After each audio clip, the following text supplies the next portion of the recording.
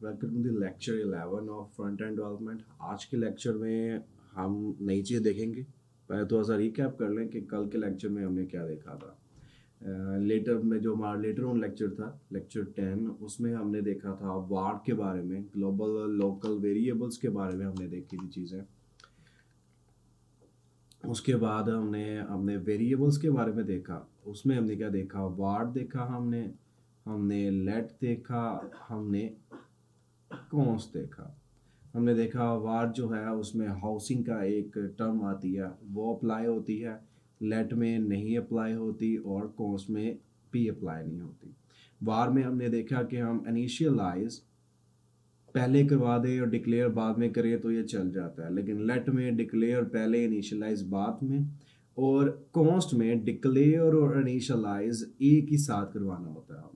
हमने इसका प्रैक्टिकल करके देखा कि किस तरह वर्किंग करते हैं ये, हमने उसके बारे में देखा। उसके बाद थोड़ा सा हम आगे गए, हमने देखा ऑपरेटर्स के बारे में। हमने अर्थमेटिक ऑपरेटर्स देखे, हमने लॉजिकल ऑपरेटर्स देखे, हमने कंपैरिजन ऑपरेटर देखे। हमने देखा यार, लॉजिकल ऑपरेटर हमारे अर्थमेटिक ऑपरेटर्स होते हैं। अर्थमेटिक का मतलब होता है मल्टीप्लाई, डिवाइड, परसेंटेज। हमने इनके दरमियान डिफरेंस देखा। हमने देखा कि जब स्ट्रिंग और स्ट्रिंग प्लस होगा देन क्या होगा, जब स्ट्रिंग और इंटीजर प्लस होगा देन क्या होगा। उसके बाद हमने लॉजिकल में देखा, हमने एंड देखा, हमने और देखा, हमने एक्स और देखा, जो कि मोस्ट कॉमन यूज होते हैं। एक्स और नहीं, सॉरी, नॉट देखा हमने।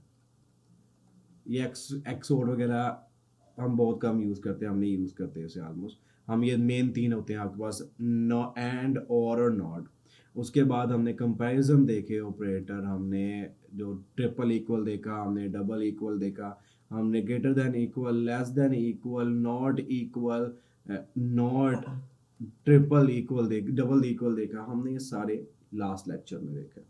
अब आते हैं कि हमने आज के लेक्चर में क्या चीज़ें रिवाइज, क्या चीज़ें पढ़नी है। रिवाइज तो हमने कर लिया, क्या चीज़ें पढ़नी है और हमने कौन कौन सी जेएस की न्यू टर्म्स को देखना है। पिछले लेक्चर में जेएस चल रही थी, आज भी जेएस ही चलेगी। तो आज के लेक्चर में हमने चीज़ें देखनी है। उसमें आएंगे हमारे पास नंबर 1 लिस्ट पे हमारे पास फंक्शंस आएंगे। हम थोड़ा फंक्शंस को देखेंगे। उसके बाद हम ऑब्जेक्ट्स को देखेंगे कि ऑब्जेक्ट्स क्या होते हैं। तो सिर्फ मैथमेटिकली पढ़ा है क्लास ऑब्जेक्ट क्या है, हम इसको डीपली देखेंगे विद मीनिंग के काम कैसे करते हैं ये सारे। ठीक। उसके बाद हमारे पास स्ट्रिंग में जो आपकी स्ट्रिंग होती है, जो कि डेटा टाइप है, जो डबल कोटेशन के अंदर जो भी लिखते हो आपकी स्ट्रिंग होती है। रिएक्ट में आप सिंगल के अंदर लिखते हो, वो भी आपकी स्ट्रिंग कंसीडर करता है। हम इसके कुछ मेथड्स देखेंगे। अब मेथड्स जो होते हैं वो आपके फंक्शंस ही होते हैं जो प्री डिफाइंड बने होते हैं। आप डिफाइन नहीं करते, वो ऑटोमेटिक डिफाइन हुए होते हैं। आपकी जो भी आप स्ट्रिंग है तो स्ट्रिंग के हैं। उसके बाद अरे है, आपकी अरे जो है इसके इसके मेथड्स अपने हैं जो कि हम यूज़ करेंगे। उनको देखेंगे हम कि इसके मेथड कौन से हैं। ठीक। तो बेसिकली हमारे ये काम हमने करने हैं। हम पहले जाएंगे फंक्शन पे, उसके बाद ऑब्जेक्ट में, ऑब्जेक्ट स्लैश क्लास कर लें आप इसे, कि हम ये देखेंगे। उसके बाद स्ट्रिंग्स के मेथड देखेंगे और रे के देखेंगे, क्योंकि ये दो चीज़ें हमने मोस्ट कॉमनली हर एक जगह यूज़ करती नज़र आनी है हमने, तो इनको देखेंगे। और इन सब से पहले, स्ट्रिंग मेथड से पहले, मैं आपको कराऊंगा यहाँ पे लूप। क्लियर बात। हमने फंक्शन देखे, क्लास और ऑब्जेक्ट देखे, उसके बाद हम लूप में जाएंगे ज़रा कि लूप्स क्या होते हैं।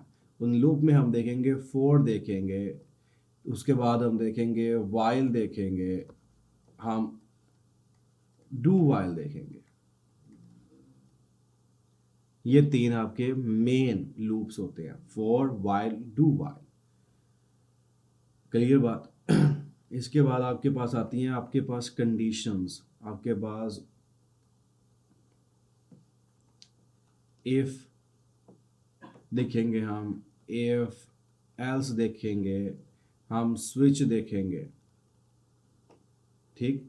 इनके दरमियान डिफरेंस देखेंगे, हम वर्किंग में फ़र्क क्या है वो देखेंगे। हम ये जो हम इफ़ और इफ़ एल्स और स्विच देखेंगे, हम ये चीज़ें यूज़ करेंगे अपनी फंक्शंस के अंदर और ऑब्जेक्ट के अंदर भी। डिफरेंट सिनेरियो बना के हम यूज़ करेंगे। तो एक तरतीब देते हैं इन्हें कि हम क्या क्या काम किस तरह करेंगे। हम फंक्शन, फंक्शन के अंदर इफ स्लैश इफ एल्स, आगे इफ एल्स की मल्टीपल काइंड सारी देखेंगे हम।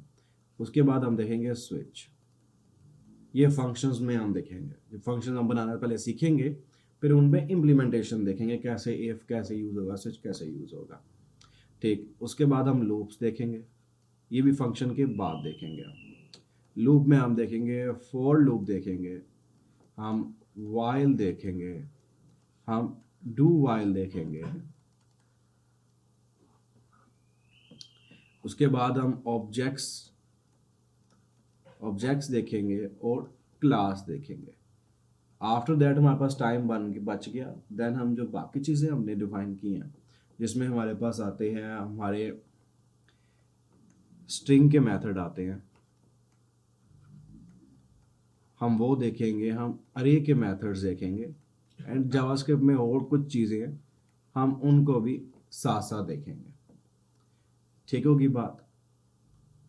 अब चलते हैं हम अपने कोड के अंदर और इसकी वर्किंग देखते हैं। लास्ट टाइम हमने किस में यूज़ किया था ज़्यादा कोड? हमने ज़्यादातर कोड किया था इंस्पेक्ट के अंदर। उसके बाद हमने किया था अपने एडिटर के अंदर। एडिटर, फिर मैं कह रहा हूँ एडिटर आप कोई सा भी यूज़ कर सकते हैं, ये आप पे है टोटली कि आप कौन सा एडिटर बेहतर पसंद करते हैं या यूज़ करना चाहते हैं। It's totally up to you. मैं कोई आपसे नहीं कह रहा कि आप VS कोड ही यूज़ करें, जोन सा आपका दिल करता है आप वो यूज़ कर सकते हैं। इसको बंद करते हैं, इसकी ज़रूरत नहीं है हमें, क्लियर आउट कर लिया ये। अब कोई चीज़ मिस हो जाए तो आपके पास आउटलाइन भी होगी, इसकी आउटलाइन भी देख के आप मुझे मेंशन कर दीजिएगा। और आप ये स्लाइड, जो पहली स्लाइड है, आप हर में जाके पहली स्लाइड देख लीजिएगा, आपको पता चल जाएगा क्या क्या चीज़ें पढ़ने वाले हैं हम और क्या क्या चीज़ें हम आगे जाके पढ़ेंगे। तो हम यहाँ पे अपना आज का लेक्चर की बना लेते हैं। हमने लास्ट टाइम JS में काम किया तो JS में जान देते हैं हम एक नया बनाते हैं। CMD किया मैंने, कोड स्पेस। अगर किसी को ये चीज़ नहीं पता तो वो दोबारा से लेक्चर देखे स्टार्ट से, तो उनको समझ आ जाएगी क्या चीज़ें हम कैसे कैसे कर रहे हैं। मैं टैब बंद कर लूँ ताकि हमारे पास थोड़ा गंद कम हो जाए। बेहतरीन। लास्ट टाइम हमने ये काम किया था और इस तरह किया था हमने कंपैरिजन ऑपरेटर्स देखे थे, उसके बाद लॉजिकल कुछ ऑपरेटर्स देखे थे हमने। आज इनको हम डिफरेंट तरीके से करते हैं। हमारे पास एक सिनेरियो है, हम सिनेरियो पहले राइट डाउन कर लेते हैं। सिनेरियो क्या है हमारे पास? मैं चाहता हूँ फर्स्ट मैं चाहता हूँ कि एक फंक्शन हो, ठीक है, जो मुझे एडिशन, दो नंबर का एडिशन मुझे रिटर्न करे। ठीक है, होगी, बेहतर हो गया। हम चाहते हैं कि हमें एक फंक्शन बनाओ जो दो नंबर का एडिशन मुझे रिटर्न कर दे, सिंपल। अब फंक्शन बनाते किस तरह? हम अपने पास JS में, जो आपके JS में दो तरह के फंक्शन होते हैं।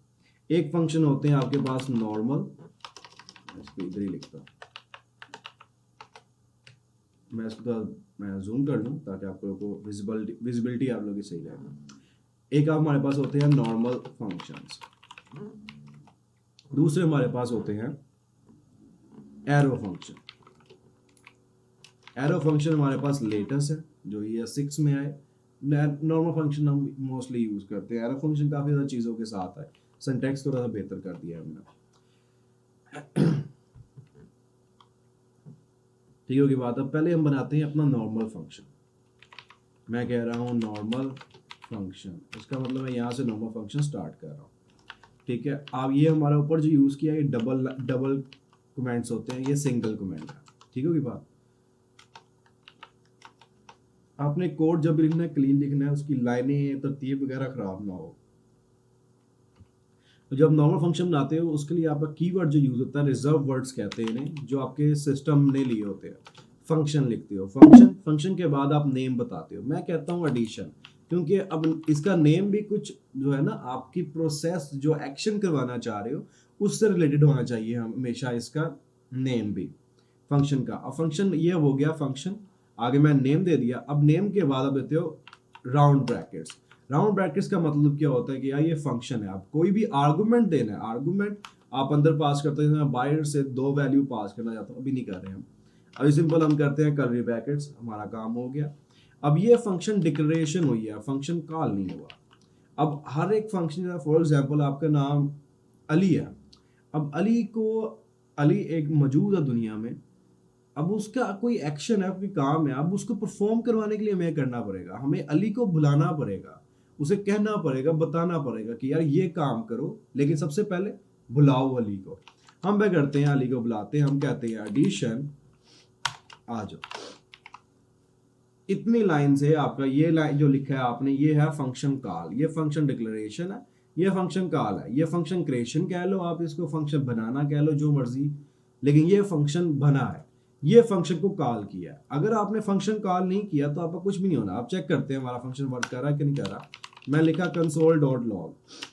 अब जिन्होंने पिछली वीडियो देखी है उनको पता होगा console.log का मतलब क्या है, कि हम कुछ प्रिंट करवाना चाहते हैं अपने कंसोल में। मैं कहता हूँ याहू वर्किंग फाइन,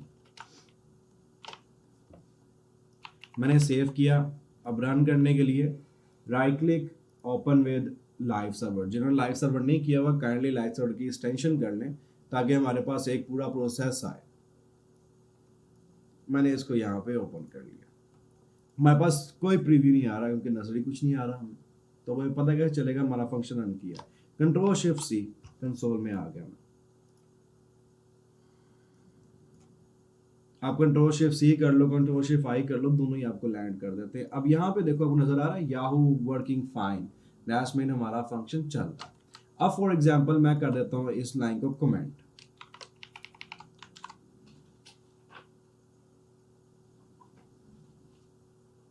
मैंने 2 दफा कंट्रोल प्लस दबाया, कंट्रोल आर दबाया, लेकिन कोई फर्क नहीं पड़ा।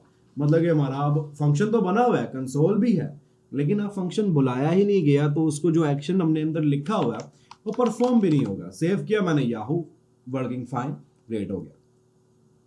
फाइनली हमने पहला फंक्शन बना लिया अपना। अब हमारा काम क्या है, हम चाहते हैं कि यार 2 इंटीजर को हमने सम करवाना है और उसकी वैल्यू रिटर्न करवानी है हमने बैक, कि जहां पे हम फंक्शन कॉल कर रहे हैं वहां पे हमारे पास वैल्यू आ जाए उसकी।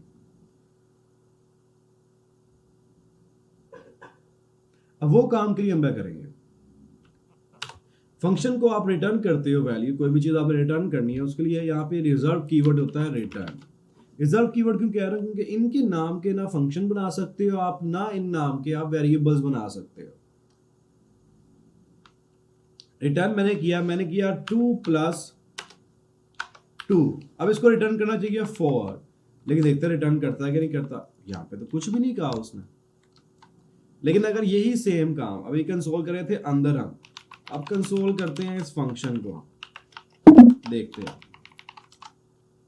4 आ गया रिटर्न आपके पास। क्या आप क्या कर रहा है, ये वैल्यू रिटर्न कर रहा है। ये फंक्शन जो आपका है वो वैल्यू रिटर्न कर रहा है जहां पे हम इसे कॉल कर रहे हैं।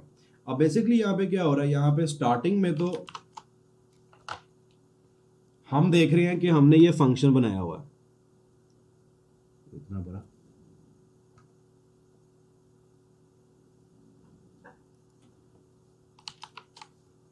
हम देख रहे हैं हमने ये फंक्शन बनाया हुआ है, ठीक है। लेकिन हमारा कंपाइलर क्या देख रहा है, उसने कहा अच्छा ये फंक्शन है, इसका रेफरेंस जा रहा है यहाँ पे, वो यहाँ पे आया, उसने कहा अच्छा इसके अंदर परफॉर्म करना है एक एक्शन, मैंने 2 + 2। उसने कहा ठीक है, इसका आंसर 4 बनता है। अच्छा उसने रिटर्न भी करवाया हुआ है, तो ये करेगा, ये कहेगा जो फंक्शन का रेफरेंस आया हमारे पास। अब रिटर्न का मतलब क्या है कि यहाँ पे जहाँ पे हम फंक्शन कॉल कर रहे हैं वहां पे उसका रिजल्ट शो करवा दो जो कि 4 है। इसकी इसी वजह से हमारे पास यहां पे हमारे कंसोल में 4 आया। किसी को कोई समझ ना आई हो उसके बारे में, सिंपल अपने काम में किया, हमने उसको रिटर्न करवाई है वैल्यू। मतलब कि हम कहते हैं कि फंक्शन की जगह कंपाइलर को हमने कहा है कि यार जब ये फंक्शन रन होगा ना तो इसने कोई ना कोई चीज आपको बैक देनी है, वो बैक वाली चीज आपने इस जगह पे लगा देनी है। क्लियर बात। अब आगे चलते हैं। अभी लेकिन ये तो हम एडिशन कर रहे हैं, मैं कह रहा हूँ यार यूजर से मैंने एडिशन लेना है, यूजर कोई चीज मुझे दे और मैं उसको करूं। ये 2 + 2 अगर मैंने इसको फॉर एग्जांपल 10 दफा कॉपी पेस्ट कर दिया, ये मैंने 4 दफा किया, तो 4 दफा ये मुझे 4 दिखा देगा, 4 4 4 4। मैं कहता हूँ ये नहीं चाहिए मुझे चाहिए कि मैं एंटर करूं नंबर वो हर दफा चले, क्योंकि यहाँ पे अगर मैंने फॉर एग्जांपल किया 4 तो ये हर जगह ही 6 हो जाएगा। मैं कहता हूँ नहीं, कोई ऐसा वे होना चाहिए कि मैं इंडिविजुअली हैंडल कर सकूँ इस फंक्शन की फंक्शनैलिटी को। अब मैं उसके लिए क्या करते यूज करते हैं, उसके लिए आर्गुमेंट यूज करते हैं। इसका जो आपकी राउंड ब्रैकेट है इसके अंदर आप लिखते हो, यहाँ पे आपने इंट नहीं लिखना, ना ही कुछ लिखना, आपने सिंपल कहना है a, b, मतलब कि a आपका पहला इंटीजर, b मतलब दूसरा। अब मैं कहता क्या हूँ a प्लस b, अभी वो हमें नल n दे देगा, क्योंकि अभी हमने a और b को इनिशियलाइज ही नहीं करवाया, कोई वैल्यू स्टोर नहीं करवाई। अब मैं करता क्या हूँ प्लस 5, 6। अब देखो पहला आ गया आपके पास 11, जब वैल्यू दी है हमने। अब मैं कहता हूँ दूसरी वाली में यार मुझे शो करवाओ आप 10, 5, तीसरी वाली में दिखाओ 10 प्लस 20, 4 वाली में दिखाओ 20 प्लस 30। अब ये देखो उसने सारों के सारों में मुझे रिटर्न कर देगा वैल्यू। ओहो, कोमा। अब उसने कहा आपका पहला आंसर था 11, दूसरा था 15, तीसरा था 30 एंड लास्ट वाला था 50। मैंने कहा ग्रेट हो गया यार, ये तो बड़ा काम इजी हो गया। अब इससे क्या हुआ, अगर आप ये लाइन ऑफ कोड रिपीट करने की बजाय आपने एक पॉइंट बना दिया, अब उस पॉइंट में फॉर एग्जांपल अब कल को आगे यूजर कहता है यार प्लस करने के बाद जो है ना आपने प्लस करो और मल्टीप्लाई भी कर दो ये से। अब इसके लिए अभी रिक्वायरमेंट चेंज हुई है यूजर की, अगर आपने ये 10 जगह लिखा होता तो हर जगह जाके चेंज कर रहे होते, अब सिर्फ मैं यहां पे चेंज करूंगा, बात खत्म, वो हर जगह ऑटोमेटिकली अप्लाई हो गया। ये फायदा है आपके फंक्शंस का, ये फायदा है आपको अपना कोड सेंट्रलाइज करने का एक जगह पे। अब जाते हैं वापस अपने कोड में। हमने कहा यार बेहतरीन काम कर लिया हमने, नॉर्मल फंक्शन आ गए, मुझे नॉर्मल फंक्शन बिल्कुल याद हो गए हैं, रट गए हैं, मैं तो भाई मचा दूंगा। मैंने कहा वेरी गुड। अब आते हैं हमारे पास एरो फंक्शन पे।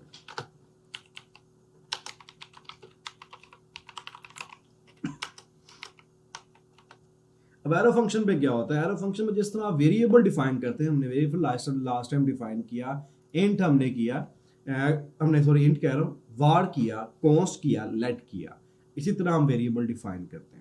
मैंने कहा वेरिएबल डिफाइन हो गया, इसी तरह ये एरो फंक्शन है। एरो फंक्शन आपका एक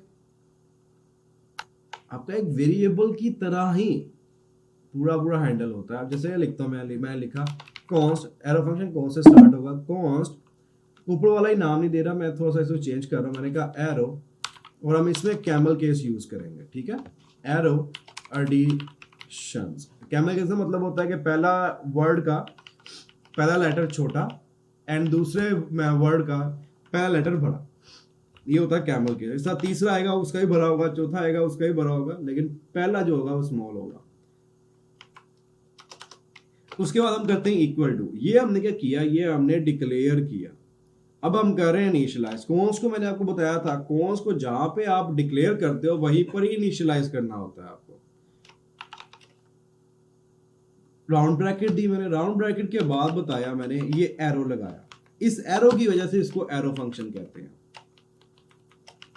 ठीक है। अब ये बॉडी स्टार्ट होगी, ऊपर वाले में नीचे वाले में थोड़ा फर्क है, ठीक है। अब ऊपर वाले में फंक्शन है आपका, ठीक है, नीचे वाले में आपका एक वेरिएबल बन रहा है जो एक्ट लाइक अ फंक्शन कर रहा है, जिसके अंदर आप कुछ भी स्टोर करवाते हो। आपकी जेएस प्योर ऑब्जेक्ट बेस है, इसमें आप हर चीज आपकी एक ऑब्जेक्ट है और फुली डायनामिक है। अब मैं सेम फंक्शनैलिटी रिटर्न ए, बाकी सारा काम सेम चलेगा इसके अंदर, रिटर्न ए प्लस बी, ऊपर से कॉपी किया मैंने सब कुछ, नीचे मैंने जाके दोबारा पेस्ट कर दिया। मेरा रिजल्ट क्या आना चाहिए, ओह इसे कितना चेंज करना, ये मैं कंट्रोल डी से सिलेक्ट करता हूँ, ये सिर्फ वीएस कोड में होगा, अगर आप वेबस्टॉर्म यूज करें कंट्रोल डी से वो फिर डुप्लीकेट कर देगा।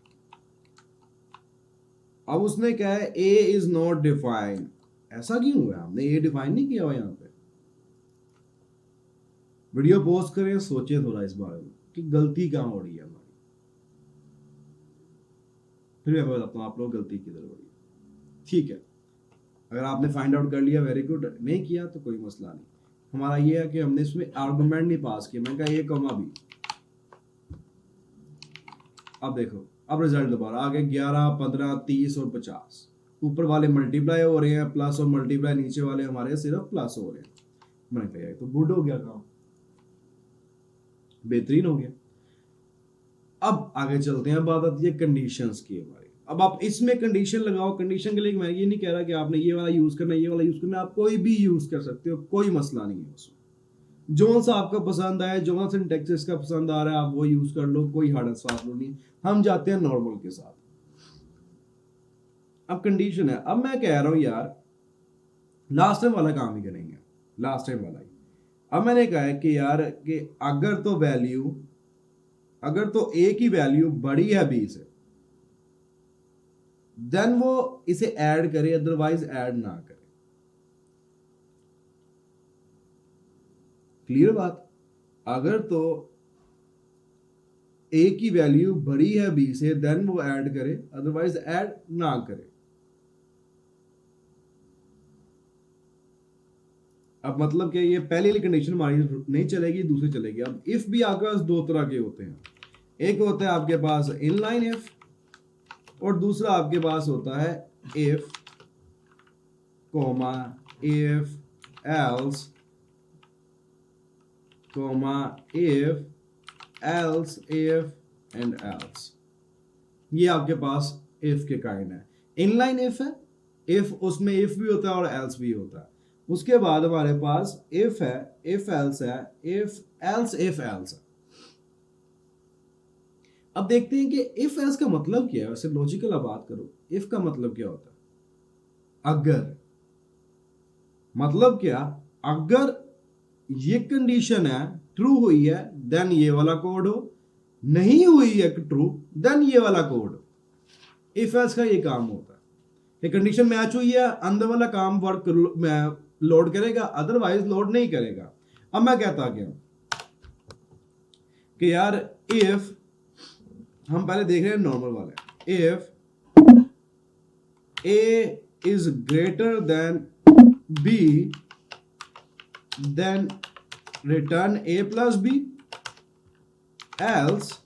अगर सिंपल रिटर्न करके देखते हैं, एक में वो कुछ रिटर्न नहीं किया उसने, देख लो ये रिटर्न अनडिफाइंड डिफाइन है, क्योंकि हम रिटर्न ही कुछ नहीं करवा रहे, तो उसने अनडिफाइंड दे दिया हमें। ठीक है, यहाँ पे 60 आ गया, क्योंकि ये कंडीशन हमारी सही थी कि ए ग्रेटर देन था बी से, बाकियों में बी ग्रेटर देन है सब में। अब मैं कहता हूँ ये अनडिफाइंड ही आना चाहिए, इसको कोई एरर शो करवाना चाहिए, उसके लिए मैं यूज करेंगे एल्स। हमने आपका क्या, ए भरा है बी से, देन ये अगर भरा नहीं है देन एल्स ब्लॉक। मैं कहा देन रिटर्न कर दो आप A is smaller than B, simple. अब ये देखो आ गया, A smaller than B 60, A smaller than B, A smaller than B. मैंने कहा वेरी गुड हो गया जनाब, हमें अब इफ एल्स आ गई है। अब मैं कहता हूं यार ये लाइन ऑफ कोड अगर आप नोट करो तो इतना सा मैंने काम करवाना है, और लाइन ऑफ कोड चेक करो कितना, 1 2 3 4 5। अब कंपाइलर को 5 लाइंस पढ़नी पड़ रही है, जहां पे वो ये काम आपका एक लाइन में हो सकता है। वो कैसे? ये हमारे पास है इफ एल्स। अब आते हैं हम इनलाइन इफ एल्स में। उसमें क्या करना होगा मुझे, मैंने कहा return a is greater than b. ठीक है, ये आपकी कंडीशन आ गई। अब कंडीशन के बाद आनी है, अगर एक कंडीशन ट्रू हो गई उस देन क्या होगा, कंडीशन ट्रू होने पे क्या होगा, उसको हम करते हैं क्वेश्चन मार्क के बाद। क्वेश्चन मार्क मैंने कहा ए plus B multiply by A. अब एल्स के लिए क्या करते हो आप? एल्स के लिए यूज करते हैं कोटेशन मार्क, कोटेशन मार्क कह रहा हूं कोलन। अब यहां मैंने कह दिया सेम चीज उन्हें कि ए इज स्मॉलर देन बी। मैंने सेव किया, रिजल्ट में देखा बिल्कुल सेम चीज, लेकिन अब क्या हमारा फायदा हुआ, लाइन ऑफ कोड कितना हो गया, एक लाइन। जहां पे 4 लाइन थी हमारे पास, अब वही काम एक लाइन में हमने कर दिया यूजिंग इन लाइन। लेकिन ये इन लाइन आइडल नहीं रहती हमेशा। अगर तो स्मॉल काइंड ऑफ कंडीशन थी, मैंने एक सिर्फ कहा था कि अगर ए बड़ा है बी छोटा है, देन ए प्लस कर देना, नहीं तो आप एरर शो करवा देना।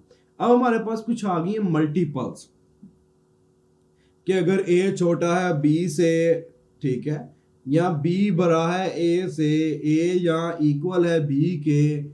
अब ये 3-4 कंडीशन आ गई हमारे पास। अब उसको अगर हम इसमें करेंगे ना तो हमारा बहुत टाइम वेस्ट होगा। ओके, सो अब हम जाने लगे हैं हमारे पास इफ एल्स इफ में, sorry if else if else में। अब इसका मतलब क्या है, जब आपके मल्टीपल काइंड ऑफ कंडीशंस आ जाए, इसको रिकमेंड कर दिया हमने, अब यहाँ पे लिख भी देते हैं, ये इनलाइन है हमारे पास, ठीक है। अब हम आ गए हैं अपने पास इफ एल्स में। अब यहाँ पे क्या है हमारे पास, अब मैं कहता हूं यार ए, आप ये देखो ए इफ राउंड ब्रैकेट्स, उसके बाद ये ब्रैकेट्स, इफ ए इज, मैंने कहा ए ग्रेटर देन है 5 से,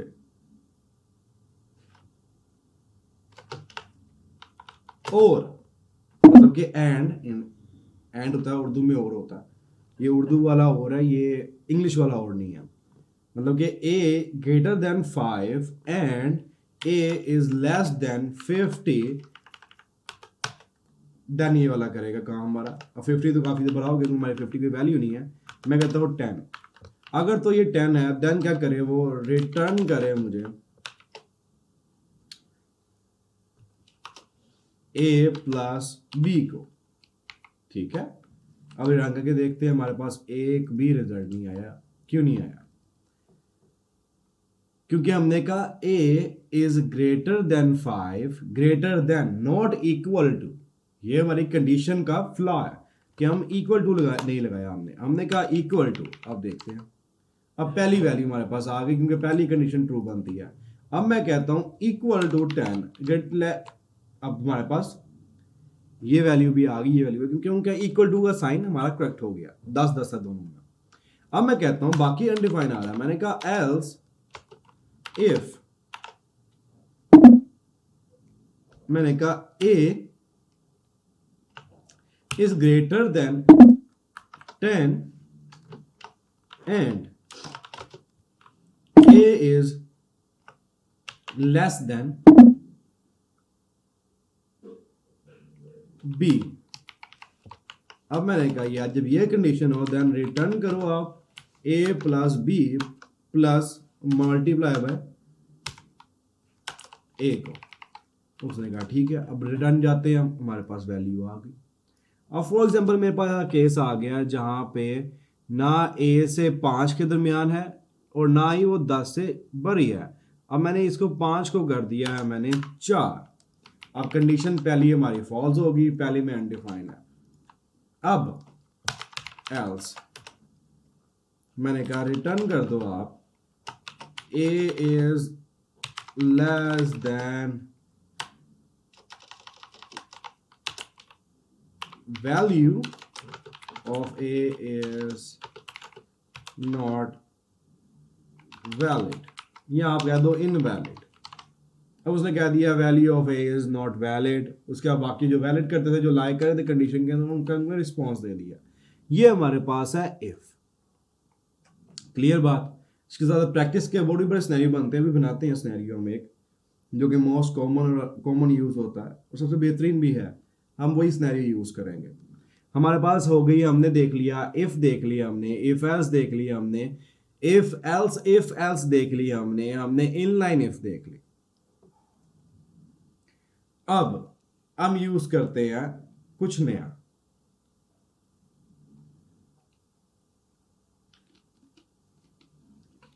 जो कि हमारे पास आता है स्विच।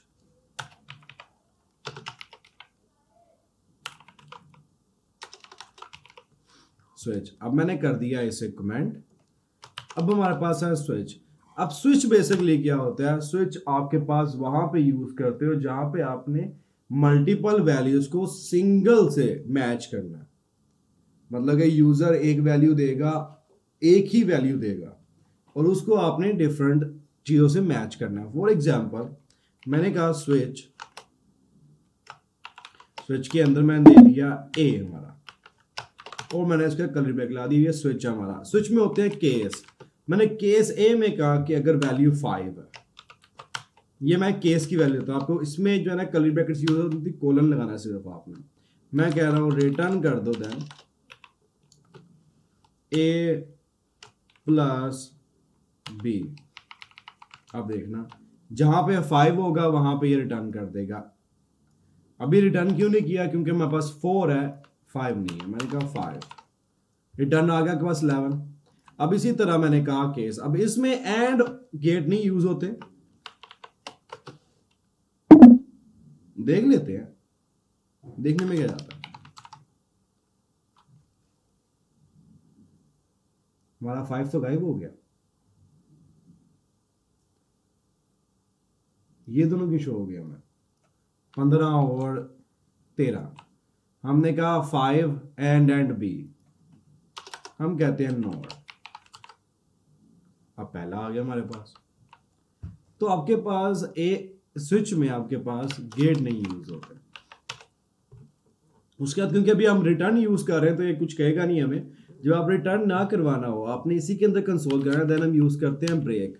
ब्रेक का मतलब कि जो स्विच है ना, वो आपका एक केस कंडीशन ट्रू हो गई है, अगर उसको ब्रेक नहीं मिली तो वो नेक्स्ट कंडीशन पे जाएगा, फिर नेक्स्ट पे जाएगा, फिर नेक्स्ट पे जाएगा। हर कंडीशन को वो चेक करेगा। क्लियर बात? इसलिए एक बार कंडीशन ट्रू होगी, अगली वो ऐसे ही एग्जीक्यूट करने बैठ जाएगा। इसलिए ब्रेक लाजमी है। मैंने कहा केस 2 10 अगर वैल्यू है, 10 अगर वैल्यू है, देन आप क्या करो, हमें रिटर्न करवा दो A multiply by A multiply by A multiply by A. अब जहां पे 10 वैल्यू है उन्होंने मुझे मल्टीप्लाई बाय ए करा दिया। अब मैं लिखता हूं डिफॉल्ट। एक होता है इसके अंदर जो एल्स होता है ना, डिफॉल्ट का मतलब होता है यार कोई नहीं, अगर कुछ भी नहीं, कोई भी बड़ा केस नहीं चला देन मुझे रन कर दो। डिफॉल्ट का मतलब ये होता है। डिफॉल्ट में कहता हूं इनवैलिड वैल्यू, इनवैलिड आ गया। डिफॉल्ट का मतलब होता है कोई भी केस, जो ऊपर केस लिखे हमने मल्टीपल, अगर उनमें से कोई भी केस ट्रू नहीं है, नहीं चला है, नहीं वर्क कर रहा, देन डिफॉल्ट चला। किसी को यहां पे कोई कंफ्यूजन हो तो सवाल पर नोट डाउन कर लीजिएगा और मुझसे चैट में या आप किसी भी बंदे को मैसेज करके पूछ लीजिएगा। अब हमने देख ली है, हमने इफ भी देख ली, हमने स्विच भी देख ली, हमने इनलाइन इफ वगैरह सारी कंडीशन देख ली, हमने फंक्शन भी देख ली है। अब बात आती है हमारी लूप्स की। अगर आपने बोर हो गए तो वीडियो पॉज करें, जाके थोड़ी फ्रेश एयर वगैरह लें, उसके बाद वापस आके दोबारा देखें इसे। क्योंकि मुझे पता है कि एकदम से सारी वीडियो नहीं देखी जाती, तो इसको पार्ट्स में डिवाइड कर लें आप। फंक्शन कंप्लीट हुए, ब्रेक ले ली, ब्रेक लेने के बाद आपने खाना पीना खा लिया या कोई घूम आया आप, ताकि आपका माइंड फ्रेश हो जाए, देन अगली वीडियो ली, और साथ साथ में प्रैक्टिस लाजमी करना। अब आते हैं लूप्स की तरफ अपने। ठीक है, अब चलते हैं हम लूप की तरफ। फंक्शन ही है, फंक्शन में ही काम कर रहे हैं। अब मैं चाहता हूं कि सोचें कि लूप को किस तरह हम अप्लाई करें। पहले देख रहे थे लूप है कितनी तरह के, उनका काम क्या है, उसके बाद कोई अपना एक सिनेरियो बना के हम उसकी वर्किंग चेक करते हैं। मैंने कहा लूप होते हैं आपके पास for, while, do while। For का मतलब क्या होता है आपके पास? फॉर आपके पास यूज होता है जहां पे आपने रेंज बताई हो, जहां पे रेंज डिफाइन है। मैंने कहा यार आपने दौड़ लगानी है मेरे घर से लेके आपने इकबाल टाउन तक या आपने कराची तक। अब इसमें रेंज बहुत ज्यादा है कि लाहौर से कराची बहुत ज्यादा रेंज है। स्टिल आप क्या कहोगे कि यार रेंज है, तो आप फॉर यूज करोगे क्योंकि आपको रेंज का अंदाजा है, आपको पता है यार इतने किलोमीटर वगैरह होंगे एक्सेट्रा एक्सेट्रा। जहां पे रेंज डिफाइन है वहां पे आप फॉर यूज करोगे। क्लियर बात? वाइल आप वहां पे यूज करते हो जहां पे किसी कंडीशन के सर्टन एक्टिविटी के परफॉर्म होने में या सर्टन ओकेजन अकर होने पे आपका लूप एंड होगा। फॉर एग्जाम्पल मैंने कहा यार दौड़ते जाओ जब तक आप थकते नहीं हो। अब इसमें क्या रेंज नहीं पता आपकी, अब ये चीज आपकी रेंज पर डिपेंड नहीं करगी। अब आप माइट भी आप यहां से जो है आप 10 किलोमीटर दौड़ लो, 1 किलोमीटर दौड़ लो, 2 किलोमीटर दौड़ लो, ये आप पे है। अब इसमें रेंज नहीं पता मुझे कि यार कहां से लेके कहां तक जाना है आपने। तो इस सेंस में क्या करेंगे हम, इस सेंस में वाइल यूज करेंगे हम, क्योंकि हमने एक कंडीशन रख दी जहां पे आपकी सांस पूरी पूरी हो जाए वहां पे रुकना है। अब यहां पे हमने कंडीशन रख दी है, जैसे कंडीशन तुम्हारी हमारी फॉल्स होगी वाइल लूप चलना बंद हो जाएगा। डू वाइल क्या है, मैं आपको कह रहा हूं कि यार आप फॉर एग्जाम्पल जिम जाते हो तो आपका ट्रेनर जो होता है आप लगाते हो 10 सेट, 10 के बाद कहता है एक और सेट, 11वां सेट। तो उसके बाद क्या होता है आपकी बस हो गई होती है, आपका स्टेमिना खत्म हो चुका होता है, लेकिन आप फिर भी एक और ट्राई करते हो।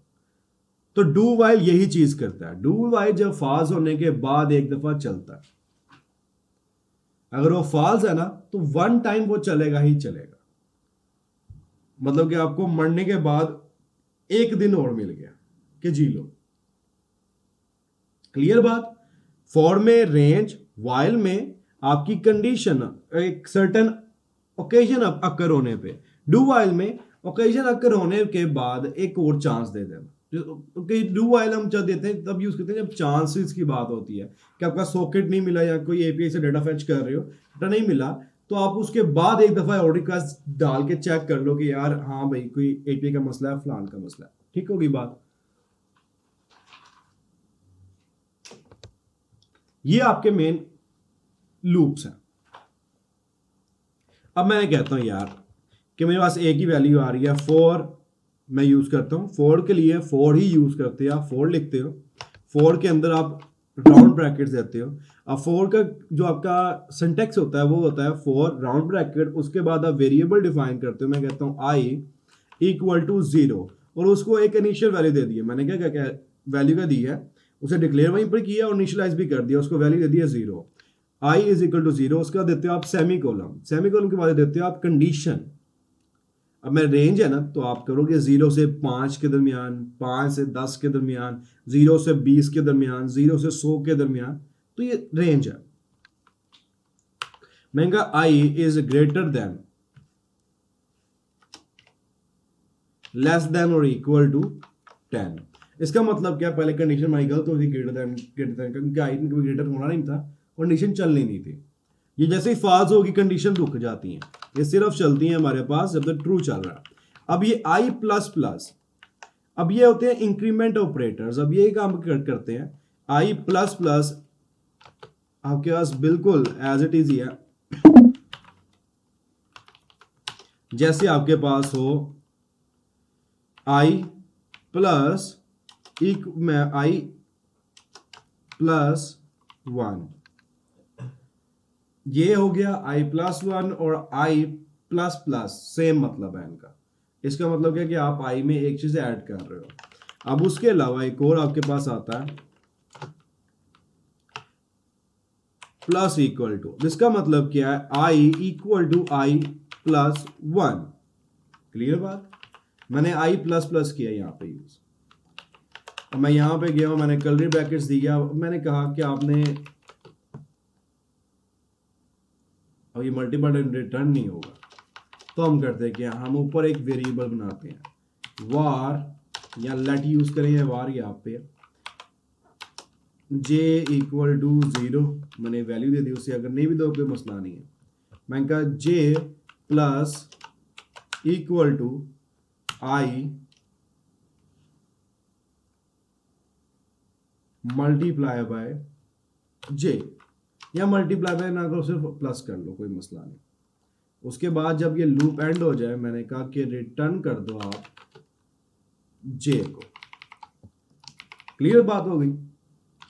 अब यहां पे गया हम, उसने रिटर्न कर दिया 55 55 55 55।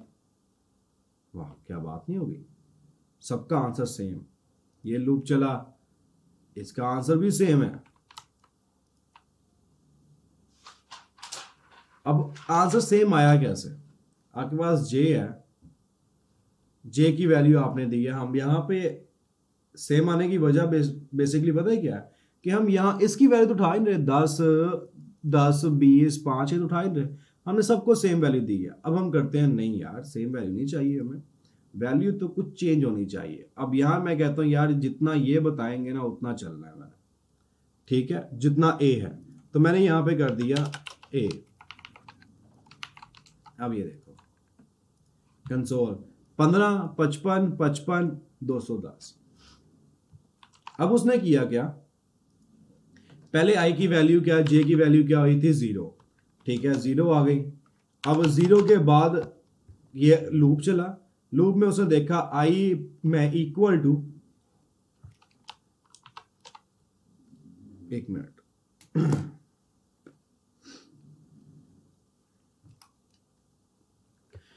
अब इसकी थोड़ी डेमोस्ट्रेशन देखते हैं क्या। पहले जे की वैल्यू क्या थी 0, लूप में क्या था कि आई इज लेस देन और इक्वल टू ए। अब पहली दफा ए में हमारे पास आया 5, ठीक है, उसने कहा ठीक है। अब आई की वैल्यू हमारे पास 0 थी, अब 0 is less than equal to 5, condition क्या हुई आपके पास, ट्रू। तो उसने कहा ठीक है अंदर रन कर दो, अंदर हमारे पास क्या था जे प्लस इक्वल टू आई। अब इसका मतलब क्या बनता है हमारे पास J equal to J plus आई। ये आपके पास फुल फॉर्म है और ये आपके पास शॉर्ट फॉर्म है, दोनों का वर्किंग सेम ही है कि जे को जे में जे के इक्वल कर दो प्लस आई के। अब हमारे पास ये लूप चला, अब क्या हो गया आई आई, यहां पे भी 0 है और यहां पे भी 0 है, जमा किया 0, वैल्यू हमारी रही 0। अब दोबारा लूप चला उसने, अब दोबारा देखी वैल्यू, अब ये था इंक्रीमेंट लगा हुआ था आई की, अब आई की वैल्यू होगी हमारे पास 1। अब दोबारा लूप चला, अब क्या आया 0 प्लस 1, अब वैल्यू क्या हो गई इसकी कट के 1, अब ये इसकी वैल्यू हो गई 2। दोबारा लूप चला, अब जे की वैल्यू क्या है हमारे पास 1, 1 प्लस 2, अब ये होगी वैल्यू हमारे पास जे की 3। फिर कटा, फिर ये दूसरी दफा चला, तीसरी दफा चला, तो इस तरह करके हमारे पास ये कंसोल में वैल्यू आ गई 15। क्लियर बात। अब जाते हैं हमारे नेक्स्ट लूप की तरफ, जो कि हमारे पास कौन सा है, हमारे पास वाइल। अब यही सेम काम हम करेंगे वाइल के थ्रू, मैं सिर्फ ये वाला कमेंट कर रहा हूं इसे, और रिटर्न को उठा के एंड पे लेके जाऊंगा कि हमने डू वाइल भी करना है। अब वाइल सेम कंडीशन कोई नहीं, हम चेंज नहीं कर रहे, सेम चीज में कर रहे हैं। अब इसमें हम थोड़ा डिफरेंट क्या करेंगे, let I is equal to 0, हम बाइट कर रहे हैं काम। एक बार याद रखना, जो आप एक लूप से काम कर सकते हैं वो आप हर लूप से काम कर सकते हैं, कोई स्पेसिफिक नहीं है कि आप फोर का काम वाइल से नहीं कर सकते या वाई का काम फोर से नहीं कर सकते। वैसे वाई का काम फोर से नहीं कर सकते अगर वो कंडीशन बेस है।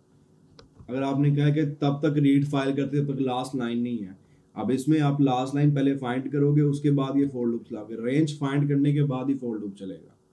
अब इसमें मैंने क्या कहा वाइल, वाइल का क्या सिंटैक्स बनता है बस ये वाइल। अब वाइल में मैंने कंडीशन देनी है I is less than equal to ए,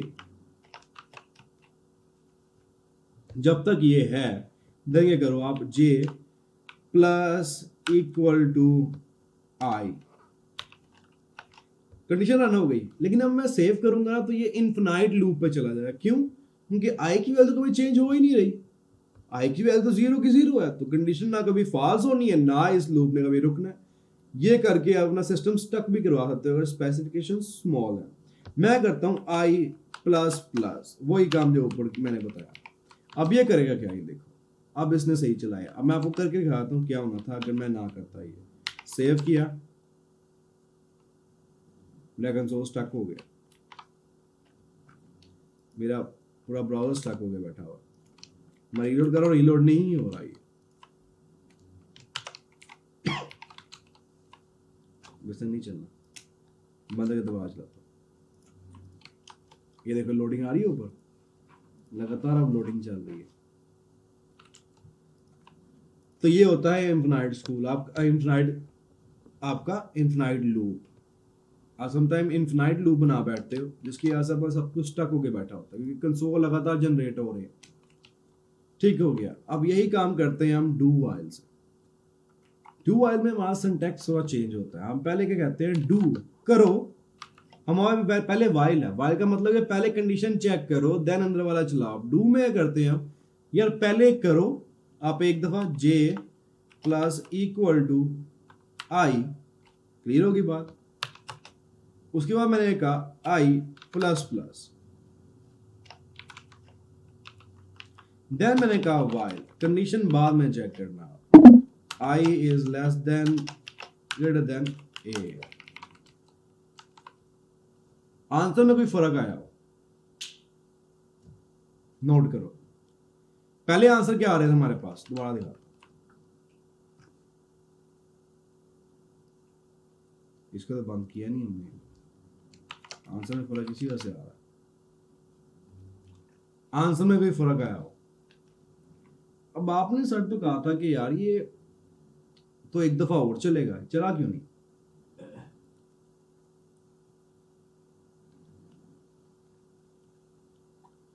जो मैंने अभी काम किया था ना फोर के साथ, सेम काम आपने इसके साथ करना, आपको पता चल जाएगा कि क्यों नहीं चल, क्यों सेम आंसर आया। अब मैं यहाँ फॉर एग्जांपल करता हूँ फॉल्स। अब इसको चलना नहीं चाहिए, वो चला, क्योंकि आई प्लस प्लस जीरो जीरो ही बनता है। तो मैं यहाँ पे कर देता हूँ आई, समझ लो मैंने कर दिया 2, आ गया 2। अब यही सेम काम मैं कर रहा हूँ वाइल के अंदर। मैं इसको किया कमेंट, अब मैंने यहां पे कर दिया फॉल्स, 0 आ रहा है जबकि वैल्यू चेंज हो रही है। अब आप में से लिखिएगा सर कि मैं आई की वैल्यू ऊपर है नीचे है, नहीं ऊपर ही आई की वैल्यू, ठीक है।